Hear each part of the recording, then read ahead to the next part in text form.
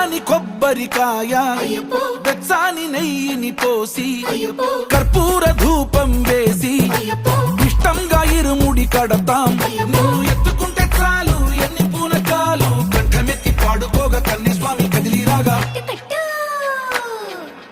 ఇరుముడి కట్టు కట్టు కట్టు కట్టు కట్టు ఇరుముడి కట్టు ఎక్కు ఎక్కు ఎక్కు ఎక్కు సారి మల్ల ఎక్కు.